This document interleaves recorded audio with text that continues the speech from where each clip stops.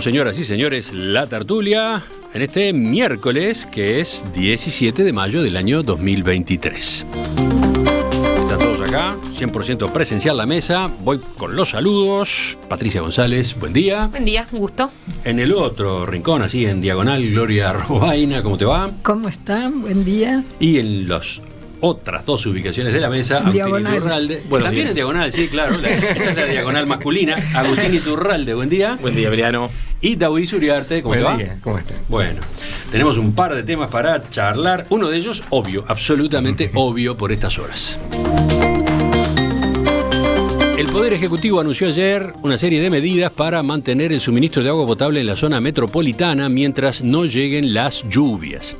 El paquete, según se explicó, garantiza el servicio por cañerías con un nivel de salinidad no superior al actual. Paralelamente, a sectores sensibles de la población se le distribuirá agua embotellada o potabilizada fuera de la planta de la localidad de Aguas Corrientes. Hablando en conferencia de prensa, el secretario de Presidencia, Álvaro Delgado, puso énfasis en eso, en garantizar el suministro del agua a la población. Entre las medidas que comunicó, Delgado mencionó que la semana próxima estará operativa una represa precaria que se construya a corto plazo aguas abajo de la usina de Aguas Corrientes y que dijo permitirá que el embalse de Paso Severino se estabilice en un nivel que asegure la continuidad del trabajo de bombeo. De ese modo, enfatizó, queda sin efecto el plazo de 18 días de reserva que se había manejado a comienzos de la semana.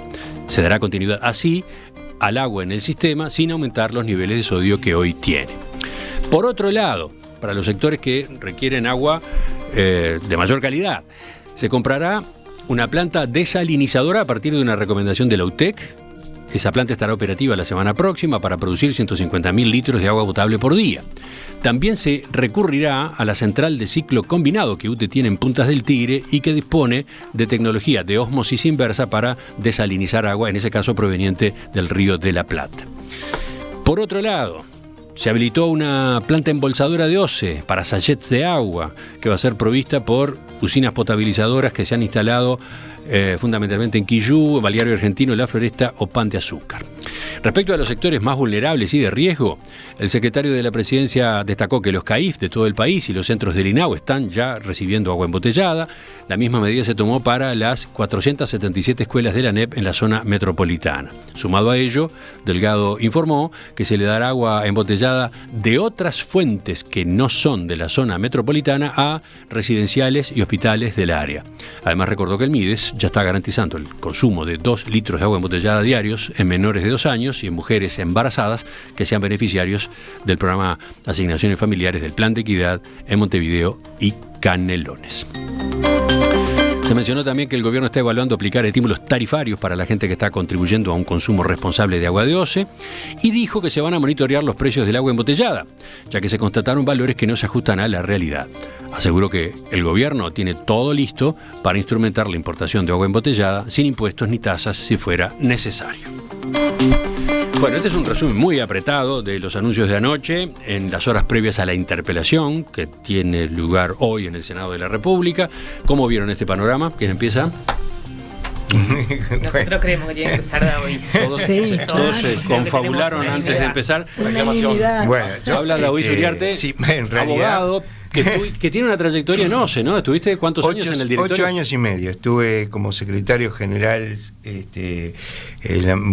5 años y después 3 años y medio como vicepresidente. ¿En qué periodo recordemos? Del 2005 al 2000, a fines del 2013. Así que bueno, aprendiste mucho de agua potable. Sí, aprendí muchísimo. Justamente uno de los temas en realidad que me interesa explicar es cómo se llegó un poco a algunas cosas que pasan hoy. Cuando yo entré en la OCE tuve que aprender muchísimo, así que lo que voy a decir es lo que escuché de parte de los ingenieros. Y los ingenieros en aquel momento estaban divididos sobre el tema de si correspondía o no hacer lo que en aquel momento se llamaba Arasatí, que hoy es el proyecto Neptuno, o hacer otro tipo de inversiones para asegurar el agua bruta. Quiero aclarar que en realidad la mayor prioridad que tuvimos en esa primera instancia fue el abastecimiento de agua a la zona metropolitana por falta de capacidad de bombeo que se tenía. Y ustedes recordarán que al principio tuvimos unos problemas de arrastre de hierro, donde el agua tenía un color, ¿no? Un sabor, pero el color incorrecto, y esto tenía que ver porque la cantidad de bombas y la capacidad de la usina era limitada. Por eso la primera inversión que se hace es fundamentalmente en ampliar la capacidad de la usina, que hoy llega a 700.000 metros cúbicos, que es más de lo que habitualmente se consume. Digamos, en temporada se puede llegar a 650.000, fue la temporada 550.000 metros cúbicos, pero además de eso, se hizo la sexta línea de bombeo, que a diferencia de la quinta línea de bombeo, que la estuvimos pagando como 15 años, la sexta línea de bombeo no, y se hizo con los propios recursos 12 y no se recargó para nada. Entonces, la prioridad en realidad no era el agua bruta, sino más bien el tener la capacidad de bombear el agua necesaria para el área metropolitana. Pero esa discusión ya estaba instalada, sabíamos que era de los años 60, y de los años 60, sí, repito, de los años 60. Y es de los años 60 por lo siguiente, porque hay que ver que en los años 60 no existía Paso Severino. Entonces, se fue con la Facultad de Ingeniería a buscar a ver qué posibilidades había. ¿Y cuál es el problema? ¿Por qué nunca se concretó lo de Neptuno de los años 60 de acá? Porque siempre los valores de salinidad en Arasati, a pesar de que estamos hablando casi 90 kilómetros de Montevideo, siempre eran altos. La intrusión salina era alta, pero no eran altos aleatoriamente, sino fundamentalmente cuando hay sequía o en la temporada estival, porque obviamente el aporte de los ríos es menor y entonces el océano entra con más fuerza al Río de la Plata. Entonces, siempre estaba ese famoso problema. Y por lo tanto, para solucionar el tema de agua bruta se vieron varias opciones. Una, que yo confieso que era la que más me gustaba, porque era la más barata y más inmediata, que era la sobreelevación de la represa de Paso Severino, es decir, subirle 2 metros a la represa, con lo cual, que es como una copa, aumentaba prácticamente en un 40% el volumen, tendríamos una reserva de 180 días. Eso se llegó inclusive hasta licitarse, pero en determinado momento la parte de ingeniería planteó problemas, la posibilidad que la presa tuviera problemas estructurales. Y bueno, frente a un problemita de ellos, se terminó descartando y se problemita. Volvió. Sí, claro, en caso de darse el problema sería enorme, ¿no? Claro, el tema es que ahí había una discusión que no se llegó a saldar. Soy abogado, así que de esa no voy a hablar, pero la otra opción que también se estudió fue la desalinización, y se hicieron algunas experiencias en Rocha para ver cómo funcionaba.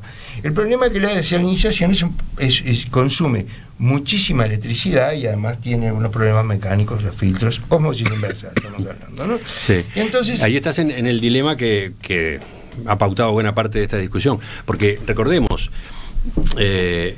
una de las debilidades que tiene el sistema metropolitano es que se basa en una única fuente, en una única cuenca, ¿no? El río Santa Lucía. Y además una única usina, las dos cosas, ¿no? Sí. Una única fuente y una única usina. Recurrir a fuentes infinitas, como el Océano Atlántico, desalinizando, o el Río de la Plata, con un proceso un poco más simple de potabilización, es una alternativa que justamente iba por ese lado. No depender, salir de la dependencia de una única fuente, ¿no? Bueno, pero, a ver, la realidad es esta. Tendríamos alguna posibilidad de recurrir a acuíferos, pero además lo más importante es cuidar la fuente. Y eso es, desde el punto de vista ecológico, lo más importante, es decir, cuidar la cuenca de Santa Lucía. Porque si tenemos problemas es porque se han realizado, entre otras cosas, una cantidad de embalses que debería haberse cuidado, y por el otro lado la eutrofización a raíz de los nutrientes que ha complicado la cuenca. O sea que en realidad, y yo te diría, una planta, bueno, Nueva York tiene 2 plantas, y tiene más riesgo de un accidente o de un ataque terrorista que el Uruguay. O sea que en realidad sí es un problema, pero si vamos a tener otra usina tenemos que ver muy bien dónde la ponemos. El problema de Neptuno es la salinidad que, digamos, cuando Colache, que fue presidente de OCE, después fue ministro de Vivienda, ordenó hacer los estudios correspondientes, volvió a dar que tenías problemas de salinidad 65-70 días, pero justamente en los momentos en que vos más precisarías. Ahora, el proyecto actual tiene varias debilidades, porque tiene un polder, pero inclusive si uno lee los pliegos, la empresa privada solo garantiza solucionar el tema de la salinidad por 25 días, o sea, si tenés 75. A ver, aclaremos para los oyentes. El polder es una presa. Una laguna en la que 44 hectáreas. En la que la usina potabilizadora va acumulando agua dulce, agua. Va tomando, claro, agua dulce. Cuando aparece ahí está, se va guardando agua dulce para que cuando el agua del Río de la Plata, que habría que potabilizar, está demasiado salada, se suspende esa fuente y se toma de esa laguna, entre comillas, ¿no? Eso, por supuesto, además de encarecer, tiene algunos problemas, porque ¿cómo vas a controlar que ahí no tenga cianobacterias y no se complique? Recuerden que las playas de Montevideo y hasta la de Punta del Este llegaron a las cianobacterias, ¿no? O sea que ese es otro de los temas. El Río de la Plata no los libera de otro tipo de contaminación. Pero bueno, entonces esto es un tema que hay que encarar, por eso se terminó resolviendo Casupá. En el gobierno del Frente Amplio se volcó la idea hacia la construcción de la represa en Casupá. Y eso yo diría que tenía un consenso entre los ingenieros de 12 tantos, así que Montero, que lo conozco bien porque además trabajamos juntos, porque era el responsable de Durazno cuando se inundó Durazno y la planta de agua quedó bajo agua. Y esa fue una de las cosas que tuvimos que hacer, es decir, pensar en hacer una nueva planta en Durazno que se hizo. Montero arrancó diciendo, vamos a hacer Casupá. Sí. ¿No? Montero arrancó diciendo, vamos a hacer Casupá. Y se puede decir, bueno, en realidad, si se hubiera hecho Casupá no estaría llena.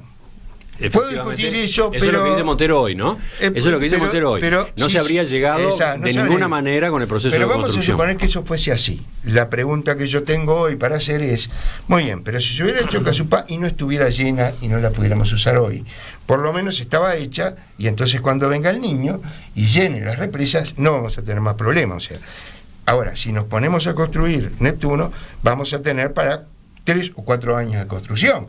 No es tan fácil construir, porque hay que pensar que hay que hacer una tubería de impulsión de 90 kilómetros hasta Montevideo y juntarla con lo que es el resto del sistema, y además de hacer la usina y todo lo demás. Bueno, con David nos fuimos al pasado. Yo les había preguntado a propósito de las medidas anunciadas anoche. Bueno, está bien, no hay problema, pero sobre las medidas anunciadas yo también te puedo decir. Pero David, con su intervención, digamos que le incorporó a esta discusión un elemento que está presente permanentemente, ¿no? Está presente permanentemente y va a estar presente incluso en la interpelación hoy en el Senado, ¿no? Sin duda. Porque desde el oficialismo se anuncia que se va a discutir qué fue lo que no hizo el Frente Amplio en esta materia en los 15 años en los que estuvo al frente del gobierno. Como que esa va a ser una parte del debate. Bueno, ahora David nos estaba dando algún resumen en ese sentido. Sí, pero dame un segundito que te quiero decir. Es decir, no conozco ningún aval científico de Neptuno. Cuando digo no hay aval de la Facultad de Ciencias, no hay aval de la Facultad de Ingeniería, no hay aval del CURE. Por el contrario, han dicho lo contrario, de que no es conveniente. Bueno, ¿ustedes qué dicen? Viniendo ahora sí al presente. Viniendo al presente, que a ver, creo que Uruguay está teniendo un brutal despertar con el tema del agua, ¿no? Un tema que claramente ahora todos nos damos cuenta que era muy viejo, la década del 60, del 70, ni siquiera los últimos 15 años, que era muy, muy viejo, y de golpe nos estamos chocando una realidad. Yo creo que ayer, para ir directamente al punto de lo que nos proponía la producción, el gobierno creo que tuvo una reacción luego de haber estado con un poco flojo de reflejo, yo creo, la reacción. Creo que hizo una conferencia de prensa fuerte, contundente. Yo creo que salió muy bien el secretario de Presidencia en ese sentido, como planteando, mostrando que el gobierno estaba consciente de la dificultad, de los problemas que está experimentando la población, y poniendo cosas concretas en el camino. Creo que la similitud con las conferencias de prensa de la pandemia es bastante inevitable, ¿no? Sí, la analogía... Salvo por el presidente, ¿no?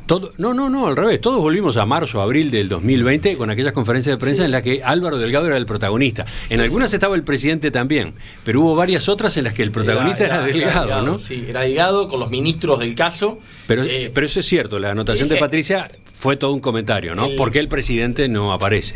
Creo que todos venimos a hablar, varios, bueno, esto tiene que salir el presidente o Álvaro Delgado, que claramente son las dos figuras que lideraron a hacer una conferencia de prensa en horario principal y plantearle tema. creo que planteó algunas puntas interesantes. Hay una discusión política que Delgado la planteó ayer, que obviamente creo que es válido lo que dice Delgado, es válido lo que va a decir la oposición. Creo que si nos concentramos en eso, yo creo que nadie tiene las manos del todo limpias en este tema. Me parece muy evidente de eso. Creo que la entrevista de ayer de mañana en un programa de televisión a la intendente Carolina Cose, me parece que me terminó de despejar algunas dudas en ese sentido. Y ¿por qué? A ver, dale, no, la intendenta le preguntan por este tema de la priorización también, lo jugamos al pasado, de la priorización de las inversiones en el gobierno pasado de Frente Amplio, de Antel Arena y de las versiones que había, de la disputa por los recursos y de la priorización de la Antel Arena frente a algunas obras de OCE que estaba mencionando Daois. Sí, recordemos, porque hay un número ahí, ¿no? El Antel Arena costó más de lo que habría costado Casupá, por ejemplo, ¿no? La represa de Casupá. Y se entrevera, no contesta, dice que lo va a hablar después, y bueno, a mí me resultó bastante ilustrativo de la situación, pero creo que tampoco es el punto. A mí me parece meridianamente claro lo que recién comentaba hoy. Casupá, por lo que se dice, no está descartado. Uno por ahí dice, bueno, ¿por qué no se está construyendo ya? ¿Por qué no se empezó a construir? Parece claro, yo lo pondría en otras palabras diciendo lo que parece claro que en ningún caso Casupá no se hubiera salvado de esto, ni que al día siguiente de que el 2 de marzo se hubiera empezado con la licitación, con las expropiaciones, hubiera hecho la obra en tiempo récord y no se hubiera salvado de esto, no había nada que nos salvara de esto. Eso me parece claro, pero bueno, me parecía justo también, ok, no nos salvaba de esto, ¿por qué en 2 años no lo teníamos pronto, o el año que viene, o en algún momento pronto? Me parece una discusión razonable, y también me parece la respuesta del gobierno. Bueno, yo aposté a esta otra obra que es más grande, que es más la capacidad que va a manejar es otra magnitud. Los temas técnicos obviamente me trascienden absolutamente y no puedo traer en ellos. De todos modos, claro, lo que la oposición cuestiona es que, desatada la crisis que se desató ahora, por ejemplo, en el verano, con una sequía que ya llevaba más de 2 años, ¿no? Cuando se vio que la cosa se complicaba, los distintos organismos involucrados no hubieran trabajado esto de manera más activa, ¿no? Esto mismo, las reuniones que han tenido lugar en Torre Ejecutiva esta semana, entre presidencia, intendencias de Canelones, Montevideo, La Valleja, OCE, esas reuniones, todo indica, debieron haber existido bastante antes, ¿no? O sea, acá se vino la bola de nieve, entre comillas, creciendo, y se está reaccionando cuando ya la cosa llega a los límites estos, de que el lunes se dijo que quedaban 18 días de agua en Paso Severino, ahora parece que el pronóstico es un poco mejor, pero estamos en un momento dramático, ¿no? Sí. A ver, ¿quién sigue? No sé. ¿Quién va? Gloria tiró el impulso ahí, dale. Sí, yo creo que una de las primeras cosas que surge de todo esto es que las reacciones fueron tardías. O sea, creo que en esto tenemos que reconocerlo todos. Todo, porque aquí entra todo el sistema político. O sea, el tema OCE se viene arrastrando desde la década del 70, si será responsabilidad de los gobiernos que han ido pasando en los distintos periodos, ¿no? Entonces, creo que estuvo muy bien la conferencia de ayer. O sea, creo que es la forma como el gobierno nacional tiene que encarar un tema que es de absoluta gravedad para el país. O sea, me parece que estuvo bien. Me llamó la atención la cantidad de medidas, y me pareció bueno en ese sentido, porque si bien cuestiono muchas de las actitudes políticas que hay y hubo y sigue y seguirá habiendo en torno a este tema, me parece que lo que se rescata es que si uno compara las 20 medidas que propone Carolina Cose y muchas de las propuestas que ayer presentó Delgado, tienen coincidencias, o sea, y creo que ese es un elemento importante, a coincidir, digo, el coincidir en estas cosas es un elemento importante que habla bien del sistema político. Ahora, también creo que es un tema que se dejó, como dije al principio, que se dejó venir, como siempre pasó con el tema de las aguas, porque es lo que decía Daois, yo pensé enseguida en el tema de las cianobacterias, lo vamos arrastrando, con distinto tipo de problemas. Por otro lado también... Yo te agrego el esquemita. En el área metropolitana tenemos 3 debilidades, 3. La mala calidad de la fuente, los problemas de contaminación en el río Santa Lucía. Punto número 1. Punto número 2, el hecho de que no tenemos otras fuentes. Dependemos solo de la cuenca del Santa Lucía. 3. tenemos una única usina. Y cuatro, OCE desperdicia la mitad del agua que se potabiliza. Exactamente.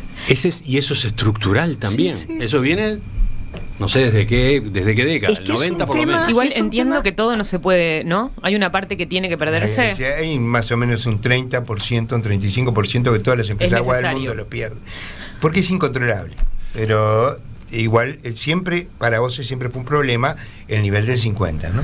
De cualquier modo, digo, porque dejo para la segunda parte entonces las reacciones individuales políticas, que es lo que a veces en estos casos a mí me irritan especialmente. Lo que creo también es que unos nacen con estrella y otros nacen estrellados. ¿Por qué digo esto? Porque bueno, a mí me está haciendo acordar mucho este periodo de gobierno a lo que fue el periodo del 2000-2004. O sea, donde de golpe y porrazo un gobierno tiene que hacer frente a situaciones que, en el caso de OCE decíamos, sabíamos todas las dificultades y carencias y había que haber hecho ahí un montón de cosas, podemos decirlo hoy. Pero bueno, ¿quién iba a pensar en una sequía de esta magnitud? ¿Quién iba a pensar que íbamos a estar? Una hermana mía que es maestra decía, fíjate, yo hablo con los chiquilines y les digo, y el agua y la importancia del agua, y vengo años diciéndoles cómo vamos los uruguayos, tenemos que tener conciencia de cómo tenemos agua en abundancia y cómo lo usamos, y los países que no la tienen, ni en África, toda la cantidad de kilómetros que hay que recorrer a veces para ir a buscar un bidón de agua. Dice, y estamos nosotros en una situación donde Uruguay nunca se lo hubiera pensado. Entonces, yo creo que en esto también las consideraciones que corresponden. Digo, el gobierno enfrentó una pandemia, enfrentó una guerra, y ahora la peor sequía en 100 años. Entonces, en eso también me parece que hay que repartir las responsabilidades y no, como fueron muchas de las reacciones particulares, en concentrar las culpabilidades de este tema en la gestión del gobierno. A mí lo del gobierno enfrentó la guerra me mata. No hizo mucho el gobierno con la guerra, digo, porque No, cuando dice lo de la guerra, pero guerra. tú sabés lo que... Había parado la guerra en Ucrania. ¿Cómo no la paró? Pata esperaba que terminara. bueno, Pero desde el punto de A vista ver, económico, Patricia, no podrán negar que tuvo factores económicos consecuencias hay siempre. importantes. Yo creo que la No, pandemia es distinta, ¿no? los factores económicos dependen de la pero gravedad. a ver, tenemos un acuerdo con que el gobierno reaccionó tarde. Yo ahí creo que no sé si hay responsabilidad de todo el sistema político. Gobernar el Estado, de alguna manera, lo que quiere decir es que uno se hace cargo y se hace responsable de las crisis y de planificar Obvio, de las y que de te construir toquen. política pública, ¿no? Porque en definitiva la construcción de una política pública de planificación en este tipo de cosas es la diferencia, ¿no? La diferencia es vos tenés toda la información. Yo no sé si el resto del sistema político tiene toda la información que tiene que tener el gobierno. Entiendo que es el gobierno quien tiene que tenerlo. Vos venías en un proceso de una sequía, no nos enteramos ayer que estábamos en sequía, creo que hace rato tenemos un problema con los precios de las frutas y las verduras, que no lo estamos hablando acá, pero cualquiera que va al supermercado sabe que, ¿no? El tomate, le digo a mi hija, vamos 2 a comprar uno, tomates, lo vamos a 90 repartir en 2 y vamos a comer de noche y mañana con un solo tomate, o sea, que es, lo que digo es, la sequía viene teniendo efectos sobre las personas, no es que nosotros estamos desentendidos y que los uruguayos no tienen idea de esto. Cuando nos enteramos del dilema de que a partir de mañana el agua viene con más sal, nos enteramos del día antes. Me digo que no es que te dio para decir, bueno, estamos en este proceso, ¿no? No se sentó el secretario de Presidencia a decir, bueno, miren, tenemos esta realidad, en una semana va a pasar esto. Llegamos tardísimo con esto. Bueno, estamos acá. Ahora sí, estamos acá. No hicimos la inversión, ¿no? No hicimos la inversión, esto es tarde, es un problema. ¿Qué pasa antes de eso? Sale... Y la verdad, viene Orsi hace más o menos un mes a hacer un planteo sobre la contaminación en la cuenca del río Santa Lucía. Yo creo que deberíamos estar también... No era sobre la contaminación, ¿no? Era sobre el trabajo de empresas areneras que en distintos puntos del río Santa Lucía y sus afluentes estaban cortando el flujo, ¿no? Eso, y eso en definitiva tiene después impacto también sobre la calidad del agua, ¿no? Todo el dilema, lo que decía David, del dilema de las cianobacterias, que fue una discusión que además con la ley de riego la dimos bastante y tenemos posturas distintas dentro de la izquierda, dentro de la derecha, no hay posiciones distintas. Creo que si el tema se pone arriba de la mesa de nuevo, entonces la discusión es cómo se posiciona el gobierno. Y ahí voy a decir esto desde la lectura del sistema político.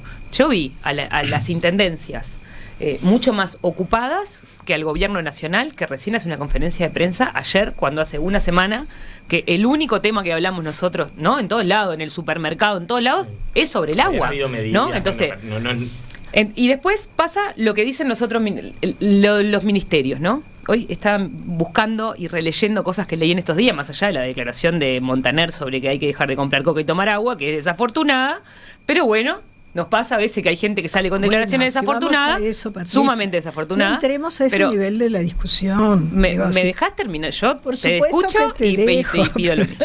Yo también te escucho. Porque además es una jerarca del gobierno. O sea, es una jerarca del gobierno que deberían sincronizar el tipo de cosas que dicen, porque me parece que hay declaraciones que son graves, ¿no? El resto de las cosas que se dicen desde, por ejemplo, Facultad de Medicina, el Ministerio de Salud Pública, no, todo el mundo da recomendaciones cruzadas. Hay una cosa que me choca, y voy a terminar con esto, de Delgado diciendo, o esta declaración que hacen de el agua es potable, pero no recomendamos tomarla. No sé, mi viejo. Mirá, acá, 2 más 2 son 4. ¿Puedo tomar el agua o no la puedo tomar? Bueno, si estás embarazada, si no sé qué, si tenés un problema en la piel, bueno, o sea, hay un porcentaje muy chico que puede tomar el agua. O sea, se plantea.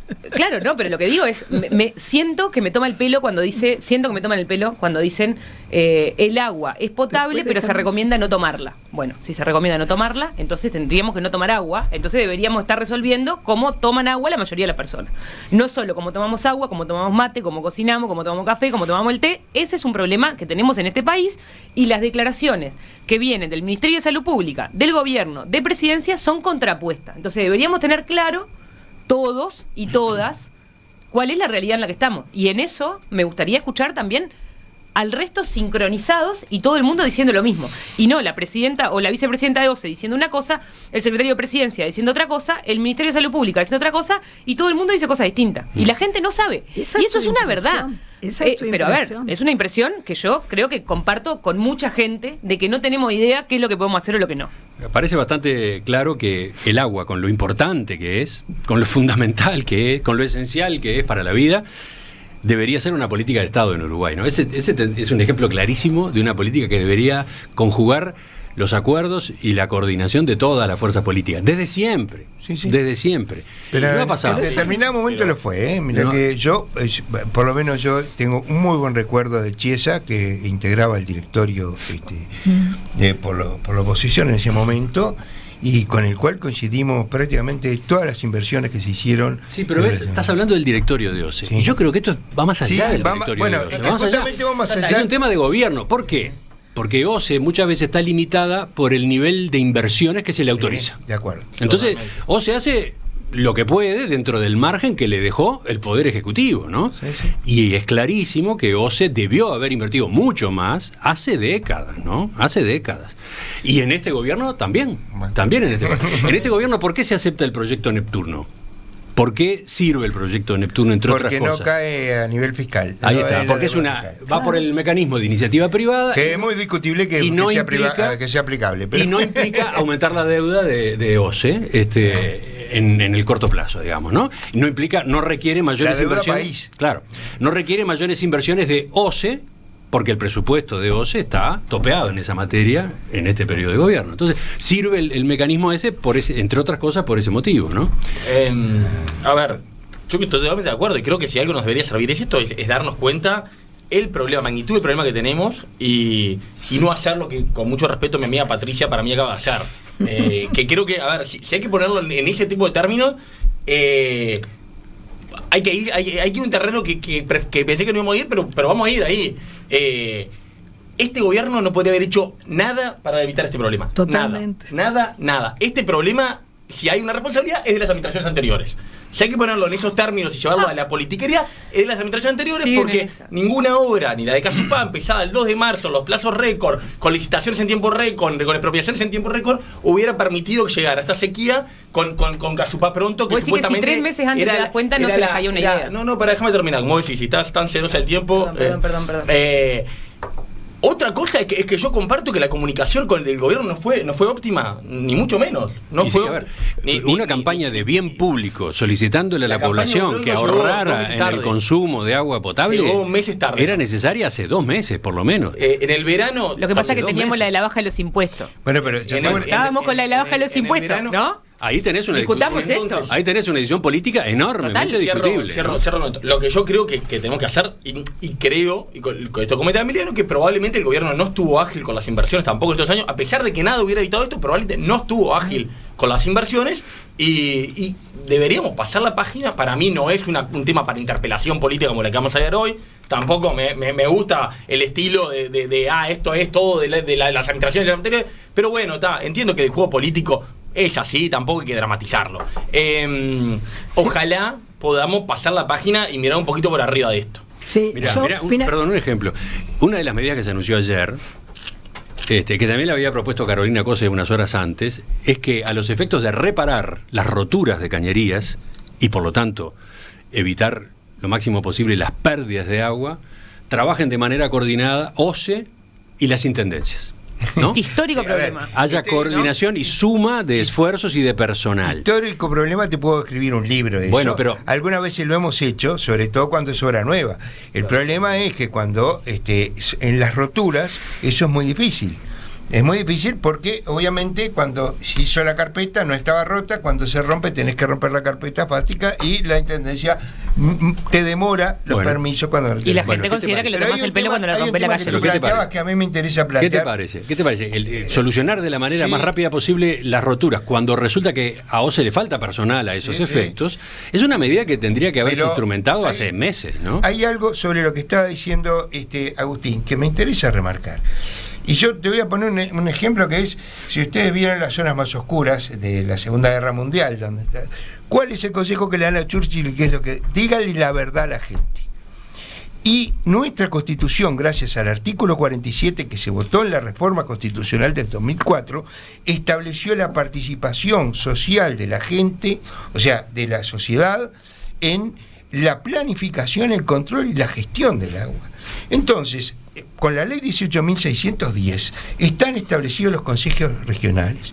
Y ahí la OCE, antes inclusive de aumentar la salinidad, tendría que haber llamado a todos los integrantes, porque esos integrantes son las intendencias, la academia, las organizaciones sociales, y decirles, tenemos este problema, aporten soluciones y vamos a tomar una decisión en función de eso. Y eso no se hizo, como tampoco se ha hecho para el proyecto. Entonces, en realidad... No sé si daban los tiempos, ¿no? No. Ya cuando si en febrero, esto se podía haber hecho en febrero. Se podía haber llamado en febrero y decir, miren que tenemos una sequía que ya viene durando 3 años y tenemos a Paso Severino con la porque además eso es un mandato de la Constitución y un mandato de la ley 18.610. Y eso se tendría que haber hecho. Por eso hoy, digamos, en realidad hay una desesperación por encontrar medidas que en realidad muchas de esas, por ejemplo, ensachetar agua, está previsto, hay una máquina ensachetadora en Cuchilla Pereira, que esto ya se previó, y si ustedes se acuerdan, en un momento estuvimos repartiendo en las correcaminatas bolsitas de agua, porque OCE había comprado una ensachetadora para este tipo de situaciones. Pero el tema de la represa que se va a hacer más abajo, se hubiera planteado en febrero, se hubieran estudiado, probablemente por todo, inclusive por la academia, el impacto que esta represa va a tener, porque es una represa de urgencia, no sabemos después cuáles van a ser los impactos de río. Y todo ese tipo de situaciones. Por eso, en realidad, es imprescindible que frente a estas situaciones la información sea amplia, porque cuando la gente se convence de que hay una emergencia, y por eso ponía el ejemplo de la Segunda Guerra Mundial, los ingleses dijeron, sí, tenemos razón, tenemos que seguir peleando y vamos a pelear hasta el final, y acompañaron a Churchill. Bueno. ¿Vamos cerrando? Sí. Porque el tema lo vamos a tener arriba de la mesa durante varios días, me parece. Sin duda. Yo creo que tal vez la información, yo creo que no se está ocultando información. Se ha ido dando y se ha ido dando como se puede y se ha ido manejando. El intercambio sí, pero esto dice, no nos dan información. La información ha ido saliendo como ha ido saliendo y cada actor político también la ha manejado como le ha parecido su mejor forma de ubicarla.